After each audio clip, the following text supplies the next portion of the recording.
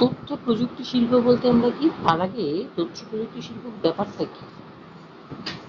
আমাদের এই যে কৃষি, শিল্প, ব্যবসা বাণিজ্য বা শিক্ষার উদ্দেশ্যে আমরা যখন কম্পিউটার বা টেলি যোগাযোগের সাহায্যে তথ্যকে সংগ্রহ করি, সঞ্চয় করি, বিশ্লেষণ করি বা পরিমার্জন করি বা পরিবর্তন করে বিভিন্ন আদান প্রদান সংক্রান্ত কাজকর্ম করি, তাহলে এই সকলগুলোকে আমরা যদি একসঙ্গে করি তাহলে তখন তাকে আমরা বলবো তথ্য প্রযুক্তি শিল্প। Computer, hardware, software, electronics, semiconductor, internet, e-commerce, দূর সঞ্চারের যে পরিকাঠামো, উৎপাদন ব্যবস্থা, এই সবইগুলো কিন্তু এর সঙ্গে যুক্ত থাকে।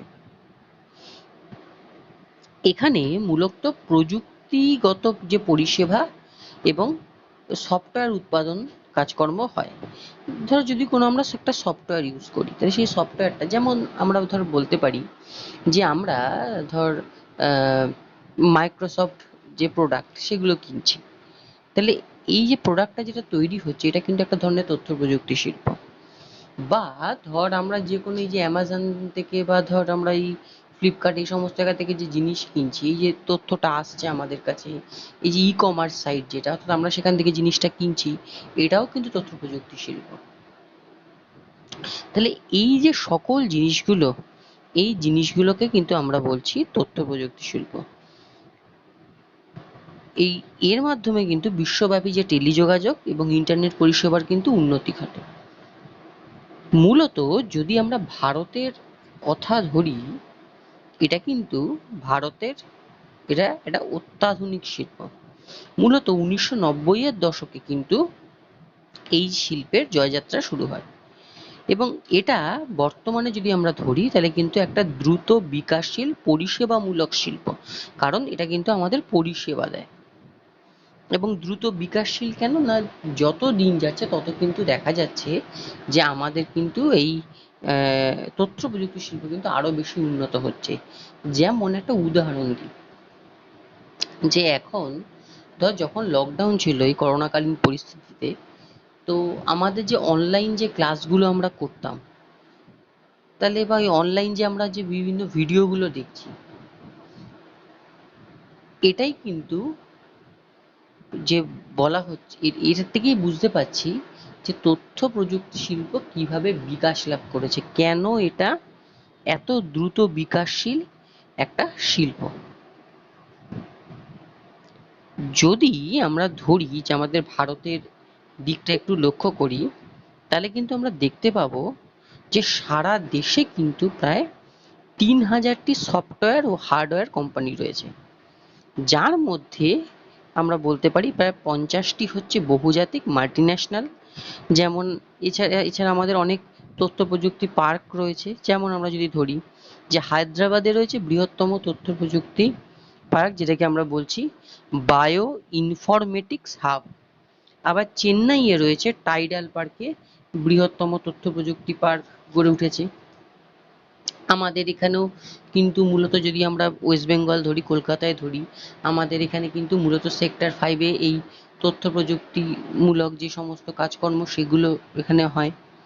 মূলত একটু কিছু কোম্পানিগুলো যদি আমরা ধরি, এখানে যেমন এই শিল্পে অগ্রণী যে সমস্ত সংস্থাগুলো রয়েছে দেশীয়, তাদের মধ্যে রয়েছে Infosys, Wipro, tata consultancy service. এবং এই যে এই টাটা কনসালটেন্সি সার্ভিস বা টিসিএস, এটা কিন্তু ভারতের মানে বৃহত্তম, যদি আমরা তথ্য প্রযুক্তি সংস্থা ধরি তাহলে এই টিসিএস কিন্তু ভারতের সবচেয়ে বড় তথ্য প্রযুক্তি সংস্থা।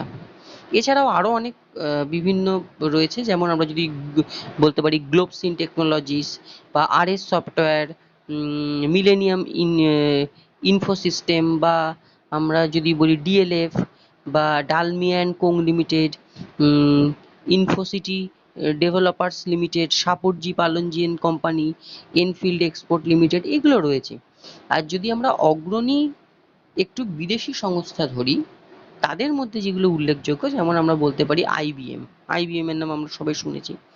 অ্যাস্ট্রাল সিস্টেম বা Cognizant technology solution, United airlines, বা আমরা বলতে পারি এই প্রাইস ওয়াটার হাউস কুপার্স, এগুলো সবই হচ্ছে আমরা বলতে পারি অগ্রণী বিদেশি এই তথ্য প্রযুক্তির সংস্থা।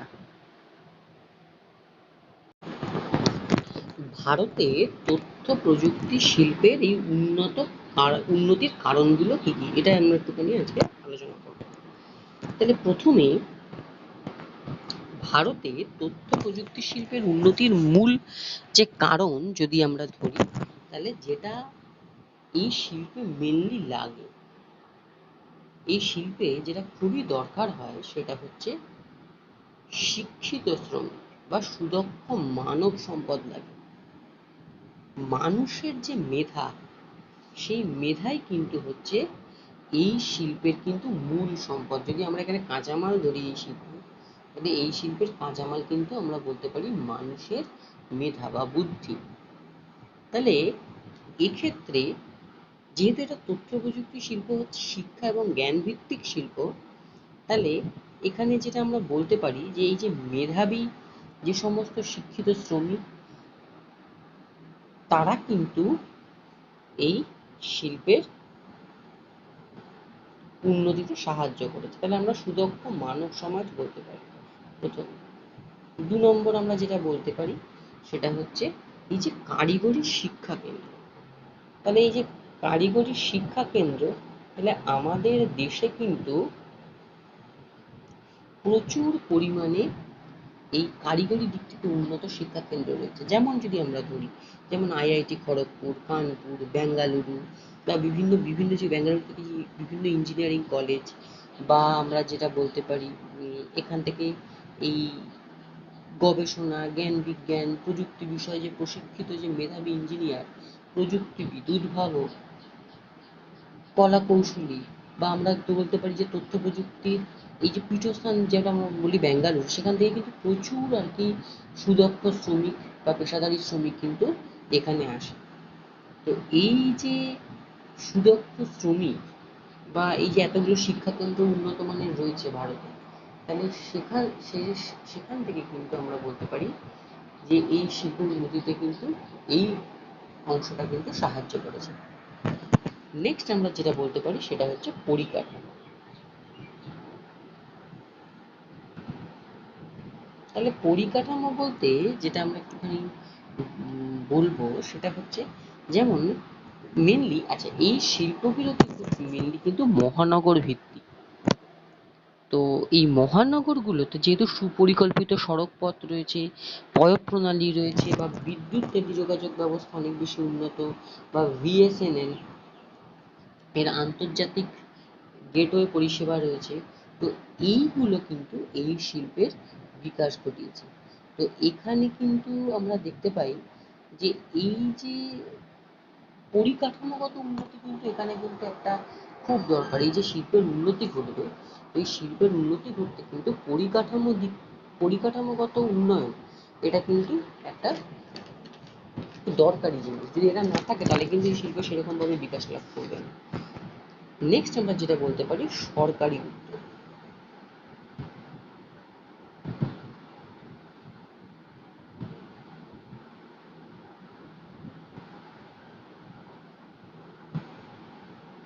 সরকারি উদ্যোগ বলতে কি না, বিগত ২ দশক ধরে তথ্য প্রযুক্তি শিল্পের জন্য যে জমি অধিগ্রহণ, আবাসন, বিদ্যুৎ, পানীয় জল, নিকাশি ব্যবস্থা, রাস্তাঘাট, টেলিযোগাযোগ, বা আমরা বলতে পারি যেখানে উৎসাহমূলক শুল্ক ছাড় দেওয়া হয়, কারিগরি শিক্ষার প্রসার দ্বারা কিন্তু বিভিন্ন যে রাজ্য এবং কেন্দ্র সরকার কিন্তু এই শিল্পকে কিন্তু অগ্রাধিকার দিচ্ছে। তো সেই সরকারি উদ্যোগ কিন্তু এই শিল্পের উন্নতিতে কিন্তু সাহায্য করেছে। যেমন আমরা বলতে পারি যে বিভিন্ন রাজ্যের সরকার তারা কিন্তু এই শিল্প যাতে আরো বেশি মাত্রায় উন্নতি করে বা আরো বেশি করে যাতে আসে, তাতে কিন্তু ছাড় দেওয়া হয়, তাতে কিন্তু অনেক উৎসাহ দেওয়া হয়। যেমন আমাদের এখানে যে সেক্টর 5-এ যে এই তথ্য প্রযুক্তি শিল্পের যে বিকাশ লাভ হয়েছিল একটা সময়, তো সেই সময় ধরে কিন্তু এখন অবধি এই শিল্পটা কিন্তু আরো বেশি উন্নত হচ্ছে। এই পরিবেশটা যেটা সৃষ্টি করা হয়েছিল সেটাই কিন্তু এই শিল্পের জন্য কিন্তু খুব বেশি করে দরকার হয়। নেক্সট আমরা যেটা বলতে পারি চাহিদা। চাহিদা বলতে কি না, আইটি শিল্পে কিন্তু ভারত তথা সারা বিশ্বের বাজার বা চাহিদা কিন্তু ক্রমবর্ধমান। ফলে শুধুমাত্র যে ভারতের নয়, ভারতের যে বিভিন্ন রাজ্য আছে সেখান থেকে নয়, সারা বিশ্বের বহু কর্মী কিন্তু এই শিল্পে নিযুক্ত হয়। সেটা আমাদের ভারতের থেকেও হতে পারে, এবং যেহেতু এটা আমরা ঘরে বসেও করতে পারি এই শিল্প, এই যে কাজগুলো, এখানে কিন্তু ওয়ার্ক ফ্রম হোম করা যায় এই শিল্পে। তো সেখানে কিন্তু অত বাইরে থেকেও কিন্তু যে কর্মচারী তারাও কিন্তু এখানে কাজ করে, বা বিভিন্ন বাইরের দেশের কাজকর্ম কিন্তু আমাদের দেশের যে কর্মচারী তারাও কিন্তু করতে পারে। ফলে সেক্ষেত্রে যেটা বলতে পারি যে এই শিল্পের যে চাহিদা যেহেতু রয়েছে, ফলে কিন্তু এই শিল্পে নিযুক্ত শ্রমিক কিন্তু বহু শ্রমিক কিন্তু এখানে নিযুক্ত হচ্ছে, এই চাহিদা কিন্তু অত্যন্ত বেশি। নেক্সট যেটা আমরা বলতে পারি সেটা হচ্ছে মূলধন। মূলধন বলতে এখানে আমরা কি বলতে চাই, না বিশ্বায়ন বা উদারীকরণের হাত ধরে যদি সম্ভাবনাময় উদীয়মান শিল্প, সেখানে কিন্তু দেশি বা বিদেশি যে বৃহৎ শিল্প গোষ্ঠী রয়েছে তারা কিন্তু বিপুল অর্থ কিন্তু এই শিল্পে বিনিয়োগ করে। তো সেটাও কিন্তু এই শিল্পের উন্নতিতে কিন্তু সাহায্য করেছে। এছাড়াও আমরা যেটা বলতে পারি সেটা হচ্ছে ই কমার্স। ই কমার্স বলতে কলকাতা, মুম্বাই, ব্যাঙ্গালোর, দিল্লি ইত্যাদি যে সমস্ত বাণিজ্য অঞ্চল রয়েছে, সেখানে কিন্তু বর্তমানে ইন্টারনেটের দ্বারা যে কেনা বেচা সেটা কিন্তু বৃদ্ধি পাওয়ার ফলে কিন্তু এই শিল্পের যে আরো বেশিভাবে বিকাশ লাভ করেছে। এই যে এখন যদি আমরা ধরি যে অ্যামাজনে বা ফ্লিপকার্টে এখন যে সেল চলছে, এতে দেখা যাচ্ছে কেনাকাটা আরো বেশি বেড়েছে, এবং এখন কিন্তু যে পরিস্থিতি, এখন কিন্তু দেখা যাচ্ছে যে অনলাইন কেনা বেচার পরিমাণ কিন্তু অনেক বেড়ে গেছে। আগে যেটা আমরা বাজারে গিয়ে কিনতাম, দোকানে গিয়ে কিনতাম, এখন কিন্তু দেখা যাচ্ছে যে ই কমার্স সাইটগুলো কিন্তু প্রচুর তারা লাভ করছে। এবং এখানেই কিন্তু আমরা বলতে পারি যে তথ্য প্রযুক্তি শিল্পের সার্থকতা, কেন এটা এত বেশি উন্নত হচ্ছে, তো কেন এটা সৃষ্টির যে মূল কারণগুলো কি কি, তো বোঝাই যাচ্ছে এক্ষেত্রে। তো এছাড়াও যেটা আমরা বলতে পারি যে সস্তা, এইটা একটা গুরুত্বপূর্ণ পয়েন্ট। ভারতে কিন্তু কম মজুরিতে উচ্চমানের তথ্য প্রযুক্তির কাজ, অর্থাৎ যেটাকে আমরা বলি আউটসোর্সিং, সেটা কিন্তু খুবই সস্তা। তো সেই জন্য এই শিল্পের কিন্তু বিকাশ ঘটেছে। এবার আউটসোর্সিং ব্যাপারটা কি?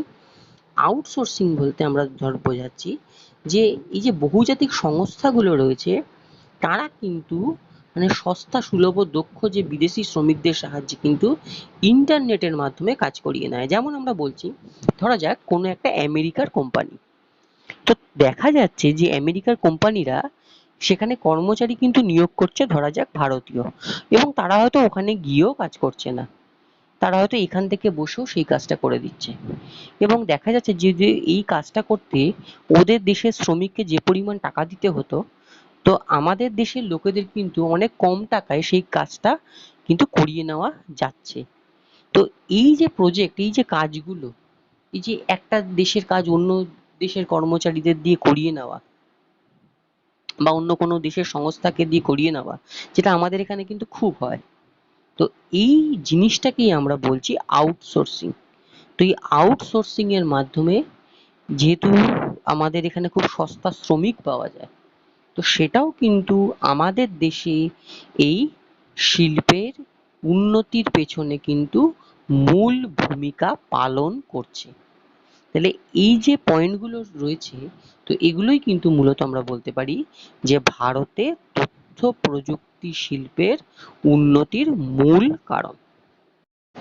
আমরা যদি এই তথ্য প্রযুক্তি শিল্প বা ইনফরমেশন টেকনোলজি শিল্পে যে সমস্যাগুলো দেখি, তাহলে সমস্যাগুলো যদি আমরা দেখি, তাহলে প্রথমে যে সমস্যাটা এখানে খুব আর কি আসে সেটা হচ্ছে আন্তর্জাতিক প্রতিযোগিতা। আন্তর্জাতিক প্রতিযোগিতা,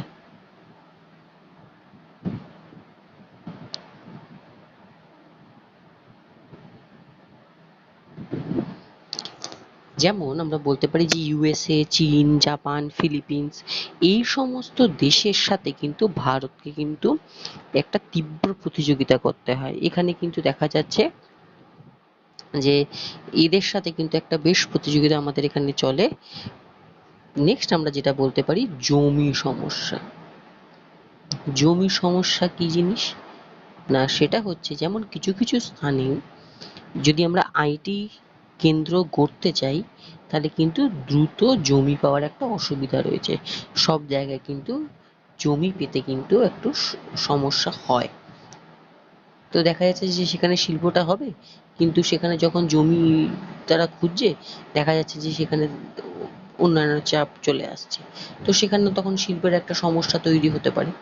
তো জমি পাওয়াটা কিন্তু যেহেতু এরা খুব শহরের কাছাকাছি থাকে, তো সেই জন্য কিন্তু জমি পাওয়ার একটা সমস্যা রয়েছে। নেক্সট যেটা আমরা বলতে পারি, গবেষণার অভাব।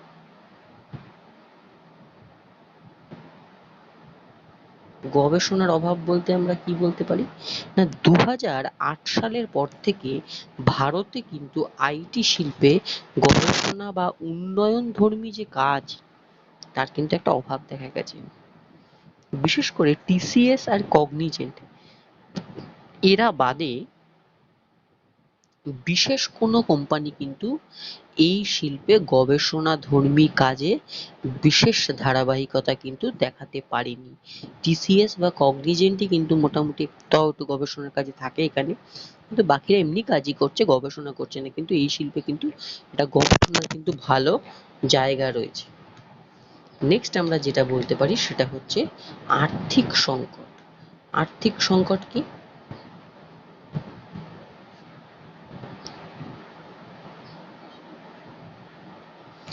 না, বিভিন্ন সময় কিন্তু বিভিন্ন যে বিশ্বের যে আর্থিক সংকটের প্রভাব, সেটা কিন্তু এই শিল্পে পড়ে। এর ফলে কিন্তু যেমন দেখা যাচ্ছে যে আউটসোর্সিং কিন্তু হ্রাস পাচ্ছে।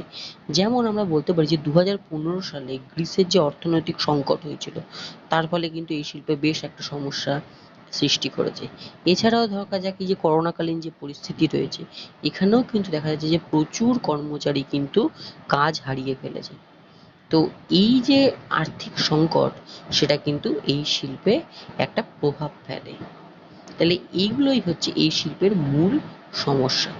আন্তর্জাতিক বাজারে প্রতিযোগিতা করতে হয় ভারতের সাথে, জমি পাওয়ার সমস্যা এখানে রয়েছে, গবেষণা ওই যেটা বললাম যে টিসিএস আর কগনিজেন্ট বাদে সেরকম কোনো সংস্থা গবেষণার কাজে মন দেয় না, বাকি কাজটাই করছে।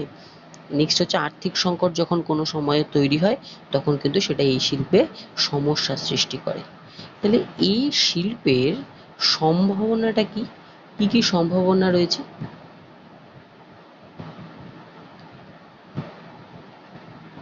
না, প্রথমত যেটা বলতে পারি যে বড় বড় শহর আমাদের এখানে কিন্তু রয়েছে। তাহলে শহর কেন্দ্রিক বিকাশ তো বলেছিলাম যে এই শিল্পগুলো কিন্তু যেহেতু শহর কেন্দ্রিক বিকাশ লাভ করে, তো আমাদের এখানে কিন্তু মূলত এই আইটি শিল্প কিন্তু শহর কেন্দ্রিক। যেমন বেঙ্গালুরু, দিল্লি, মুম্বাই, তিরুবনন্তপুরম, কলকাতা, এই যে বড় বড় শহর, তো এই বড় বড় শহরের কিন্তু বিকাশ ক্রমবর্ধমান।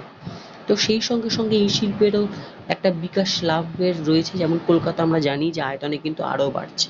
তো বাড়তে বাড়তে তো এই শিল্প দেখা যাবে আরো বেশি ছড়িয়ে পড়বে। যেমন আমরা যদি সেক্টর 5 দেখি, যে হয়তো আজ থেকে 20 বছর আগে জায়গাটা কি ছিল, এখন কিরকম ভাবে জায়গাটা উন্নত। আমরা যদি রাজারহাট যাই তাহলে দেখতেই পাবো ওই জায়গাটা। নেক্সট আমরা যেটা বলতে পারি সেটা হচ্ছে বাণিজ্যিক সম্পর্ক।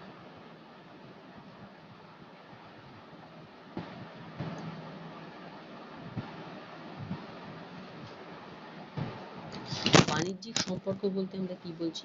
না, ভারতের সাথে ইউএসএ, চীন, রাশিয়া বা সিঙ্গাপুর বা ইউরোপীয় ইউনিয়নের কিন্তু এই বাণিজ্যিক সম্পর্ক কিন্তু বৃদ্ধি পাওয়ায় তথ্য আদান প্রদানের প্রয়োজনীয়তা কিন্তু বাড়ছে।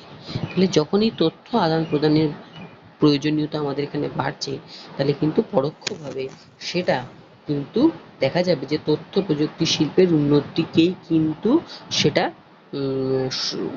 বিকাশ হচ্ছে, তারই সংকেত দিচ্ছে। নেক্সট আমরা যেটা বলতে পারি উচ্চ শিক্ষা।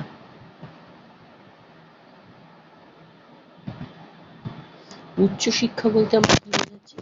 না, সারা ভারত জুড়ে কিন্তু এই যে কারিগরি শিক্ষার যে কলেজ বা বিশ্ববিদ্যালয় বা ইংরেজি কথোপকথনে আরো বেশি পটুত্ব বৃদ্ধি বা প্রশিক্ষণ কেন্দ্র স্থাপন, এইগুলো যেহেতু চলছে, তো সেই জন্য দেখা যাচ্ছে যে এইগুলোর মাধ্যমে কিন্তু তথ্য প্রযুক্তি শিল্পের যে চাহিদা সেটা পূরণ করা হচ্ছে এবং বিভিন্ন স্থানে এই আইটির জন্য কিন্তু সেজ নির্মিত হচ্ছে। সেজ বলতে স্পেশাল ইকোনমিক জোন।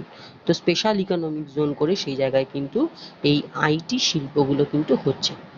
এছাড়াও যেটা সবচেয়ে গুরুত্বপূর্ণ সেটা হচ্ছে যুব সম্প্রদায়। আমাদের এখানে কিন্তু যুব সম্প্রদায় প্রচুর রয়েছে। এই শিল্পের জন্য এই শিল্পের জন্য যে প্রয়োজনীয় যে শ্রমিক, এই নতুন নতুন যে অল্প বয়সী ছেলেমেয়েরা যারা হয়তো পাশ করে বেরোচ্ছে তারা কিন্তু এই শিল্পের মূল কর্মচারী। তো তথ্য প্রযুক্তি শিল্পের জন্য যে প্রয়োজনীয় যে কম্পিউটার বিজ্ঞান বা আইটি বিজ্ঞান ইলেকট্রনিক এই শেখার জন্য ভারতীয় যুব সমাজের কিন্তু আগ্রহ কিন্তু অনেক বেশি। এছাড়াও যেটা আমরা বলতে পারি যে এই আইটি শিল্পে যে বিকাশের জন্য যে শুধুমাত্র বিশ্ব বাজারের উপর নির্ভর করলেই কিন্তু আমাদের কিন্তু চলবে না। এখানে দেশীয় শিল্প ও ব্যবসা বাণিজ্যের উপরও কিন্তু প্রসার ঘটাতে হবে। তবেই কিন্তু আমরা দেখব যে এই শিল্পের সম্ভাবনা আরো বেশি প্রকট হবে, এই শিল্পের প্রয়োজনীয়তা তখন আরো বেশি করে কিন্তু বাড়বে। আইটি শিল্পের গুরুত্ব কোন ক্ষেত্রে রয়েছে? ভারতের তথ্য প্রযুক্তি ব্যবহারের ক্ষেত্রগুলো কি কি? প্রথমেই যেটা আমরা বলতে পারি সেটা হচ্ছে সম্পদের বন্টন।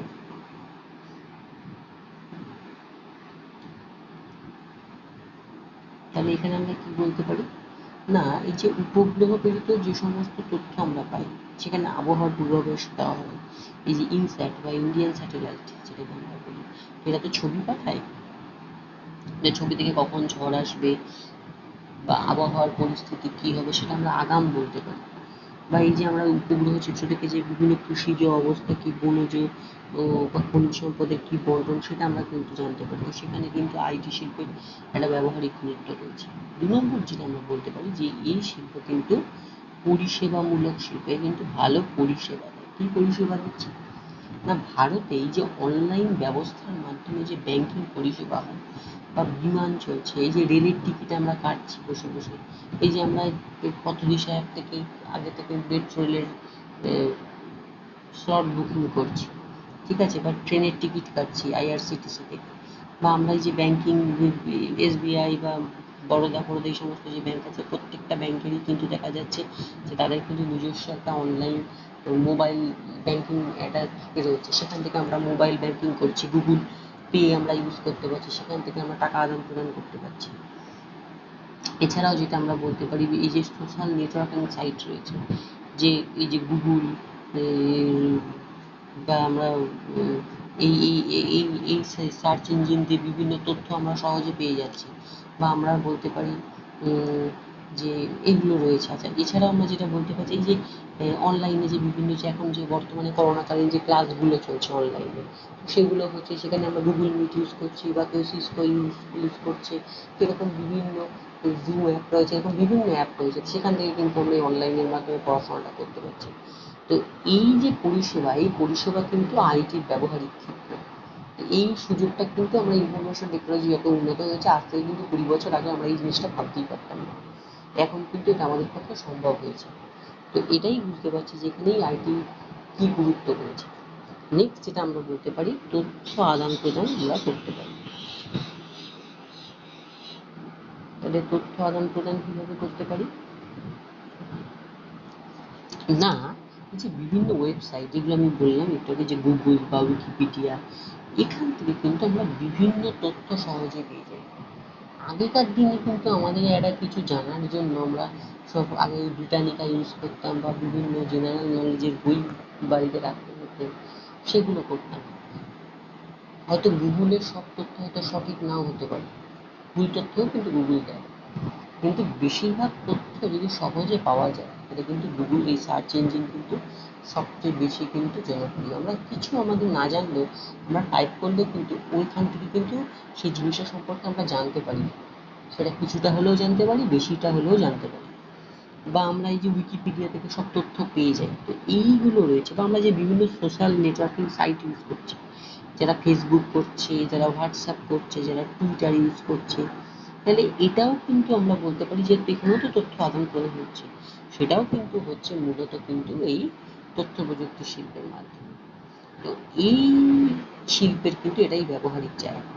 এছাড়াও যেটা আমরা বলতে পারি সেটা হচ্ছে এই তথ্য প্রযুক্তি ক্ষেত্রে কর্মসংস্থান। তথ্য প্রযুক্তি ক্ষেত্রে কর্মসংস্থান। ভারতের যে অর্থনৈতিক বিকাশ, সেই অর্থনৈতিক বিকাশে কিন্তু তথ্য বা যোগাযোগ, এই যে প্রযুক্তি, এর কিন্তু একটা উল্লেখযোগ্য ভূমিকা কিন্তু গ্রহণ করেছে তথ্য প্রযুক্তি। বহু বছর ধরে কিন্তু এই ক্ষেত্রটা উপার্জন বা কাজের বাজার কিন্তু ধীরে ধীরে বাড়িয়ে চলেছে। 2015 সাল পর্যন্ত যদি আমরা হিসেব করি, তাহলে এক্ষেত্রে কিন্তু ভারতের 1.43 কোটি মানুষের কর্মসংস্থান হয়েছে। যে কোনো একটা কল সেন্টার, যে আমরা কাস্টমার কেয়ারে ফোন করি, সেখান থেকে শুরু করে কিন্তু বিভিন্ন যে সমস্ত তথ্য প্রযুক্তির যত ক্ষেত্র রয়েছে, সব ক্ষেত্রে কিন্তু প্রচুর লোক কিন্তু কাজ কিন্তু এখানে একটা সুযোগ রয়েছে। যেমন আমরা যদি রাজারহাটে যাই, তাহলে কিন্তু আমরা এই সেক্টর 5-এ যদি আমরা যাই, তাহলে কিন্তু প্রচুর কর্মচারী কিন্তু দেখা যায় এখানে কিন্তু কাজ করে। তা প্রচুর লোকের কিন্তু কর্মসংস্থান কিন্তু এই শিল্পের মাধ্যমে কিন্তু হয়। তো এটাই আমরা বলতে পারি যে এই শিল্পের ব্যবহারিক ক্ষেত্র। এছাড়াও যেটা আমরা একটুখানি আরো বলতে পারি, সেটা হচ্ছে যে এখানে কিন্তু এই শিল্পে কিন্তু আমরা দেখতে পাই যে প্রথম, দ্বিতীয় বা তৃতীয় স্তরের যে অর্থনৈতিক কাজকর্ম রয়েছে, তাকেও কিন্তু এটা সম্প্রসারিত করে। কিরকম না, ধরা যাক আমি কোনো একটা শিল্পের পণ্য তৈরি করলাম। ধরা যাক আমরা একটা কোনো আমরা দেখা যাক যে একটা কোনো শিল্পজাত দ্রব্য রয়েছে, তো সেটাই যখন আমরা কোনো একটা সেটাই যখন আমরা কোনো একটা জায়গা থেকে কিনছি, এই যে ই-কমার্স সাইট থেকে, তাহলে সেটা কিন্তু আরো সেটাকে সুদৃঢ় করেছে। বা ওই যে পরিবহনে যে আমরা দেখা যাচ্ছে যে উবের চড়ছি, বিভিন্ন ক্যাব চড়ছি, ওলা ক্যাব চড়ছি, তাহলে সেখানেও কিন্তু তথ্য প্রযুক্তি শিল্প পরোক্ষভাবে সাহায্য করেছে। মানে সব জিনিসকে কিন্তু একত্রে এটা কিন্তু চালিত করছে, বা এর কাজকে কিন্তু আরো বেশি সুগঠিত করছে, আরো বেশি সম্প্রসারিত করছে। প্রথম স্তরের কাজ হোক, কৃষি হোক বা শিল্প হোক, বা ধরা যাক তৃতীয় স্তরের বিভিন্ন পরিষেবামূলক ক্ষেত্র হোক, মানে সকলকে নিয়ে কিন্তু দেখা যাচ্ছে যে এই শিল্প কিন্তু সেটাকে আরো বেশি সুগঠিত বা সম্প্রসারিত করছে। তো এটাই হচ্ছে এই শিল্পের গুরুত্ব। এবার আমরা একটু আরেকটা জিনিস নিয়ে আসবো, সেটা হচ্ছে আমরা এই যে ভারতের যখন আমরা তথ্য প্রযুক্তি শিল্পের উন্নতি করছি, তো সেখানে কিন্তু আমরা জানি যে আমেরিকার সিলিকন ভ্যালিতে কিন্তু তথ্য প্রযুক্তি শিল্প সবচেয়ে বেশি উন্নত। তো সেক্ষেত্রে যদি ওই তাকে অনুসরণ করে যদি আমরা ভারতের সিলিকন ভ্যালি বলি, তাহলে ভারতের সিলিকন ভ্যালি কিন্তু আমরা বলতে পারি বেঙ্গালুরু। তাহলে এক্ষেত্রে বেঙ্গালুরুকে ভারতের সিলিকন ভ্যালি বলা হয় কেন? তাহলে প্রথমে যেটা আমরা বলতে পারি যে বেঙ্গালুরু হচ্ছে কিন্তু ভারতের বৃহত্তম তথ্য প্রযুক্তি কেন্দ্র। আবার বলছি, বেঙ্গালুরু হচ্ছে ভারতের বৃহত্তম তথ্য প্রযুক্তি কেন্দ্র। এখানে ছোট বড় মিলিয়ে কিন্তু আমরা দেখতে পাই এখানে কিন্তু প্রায় 190টি আইটি সংস্থা রয়েছে। এখানে কেন বেশি তথ্য প্রযুক্তি শিল্পে এত বেশি উন্নতি লাভ করেছে, তাদের পিছনে মূল কারণটা হচ্ছে এখানে কিন্তু প্রচুর অসংখ্য উন্নত মানের কিন্তু শিক্ষা প্রতিষ্ঠান কিন্তু এখানে রয়েছে। তো উন্নত মানের যে ইঞ্জিনিয়ারিং কলেজ, আইআইএসসি এখানেই কিন্তু অবস্থিত। এছাড়াও এখানে কিন্তু জ্ঞান বা কারিগরি বিদ্যা সংক্রান্ত যে সমস্ত প্রশিক্ষণ, সেগুলো কিন্তু অনেক বেশি উন্নত মানের। 2 নম্বর যেটা আমরা বলতে পারি যে এখানে কিন্তু জলবায়ু বেশ মনোরম বা অনুকূল। এখানকার জলবায়ু কিন্তু যেহেতু সারা বছরই মনোরম থাকে, তো সেটাও কিন্তু নির্মল মেঘমুক্ত আকাশ কিন্তু থাকে, সেটাও কিন্তু এই শিল্পের উন্নতিতে কিন্তু পরোক্ষভাবে সাহায্য করেছে। বা আমরা বলতে পারি যে এখানে সরকারি আনুকূল্য, বেঙ্গালুরুতে বৈদ্যুতিক শিল্পের জন্য কিন্তু প্রয়োজনীয় যে জমির ব্যবস্থা, বিদ্যুৎ বা জল সরবরাহ, পরিবহন ব্যবস্থা, পয় প্রণালী, সেই সকল প্রকার পরিকাঠামো নির্মাণের জন্য কিন্তু রাজ্য সরকার তথা কেন্দ্রীয় সরকার কিন্তু সাহায্য করছে। এবং এছাড়াও আমরা যেটা বলতে পারি পর্যাপ্ত মূলধন। তো দেশি বিদেশি যে সমস্ত শিল্পপতি বা বহুজাতিক সংস্থা বেঙ্গালুরুতে কিন্তু বৈদ্যুতিন শিল্পে প্রচুর মূলধন বিনিয়োগ করায় এখানে কিন্তু এই শিল্পের বিকাশ আরো বেশি ত্বরান্বিত হয়েছে। এছাড়াও যেটা আমরা বলতে পারি সেটা হচ্ছে নিরাপত্তা ব্যবস্থা। বিশেষ করে এই শিল্পে নিযুক্ত ব্যক্তিদের যে নিরাপত্তার ব্যবস্থা কিন্তু বেশ ভালোই রয়েছে বেঙ্গালুরুতে। এছাড়াও রাস্তাঘাট, পরিবহন ব্যবস্থা তো এখানে যথেষ্ট উন্নত। তাছাড়াও যেটা আমরা বলবো সর্বোপরি যেটা দরকার সেটা হচ্ছে যে এখানে কিন্তু দক্ষ বা সুলভ শ্রমিকের প্রাচুর্য রয়েছে। বেঙ্গালুরু ইলেকট্রনিক্স ও তথ্য প্রযুক্তি শিল্পে কিন্তু বিশ্বে খ্যাতি অর্জন করায় দেশের বিভিন্ন প্রান্ত থেকে কিন্তু যে সমস্ত সেরা প্রযুক্তিবিদ রয়েছে, ইঞ্জিনিয়ার রয়েছে, দক্ষ শ্রমিক রয়েছে, এরা কিন্তু জীবিকার সন্ধানে কিন্তু এখানে উপস্থিত হয় এবং এদের যে নিপুণ কলাকৌশল এবং পেশাদারি মানসিকতা এই শিল্পের উন্নতিতে কিন্তু বিশেষভাবে সাহায্য করেছে। আর সর্বোপরি যেটা আমরা বলতে পারি সেটা হচ্ছে চাহিদা।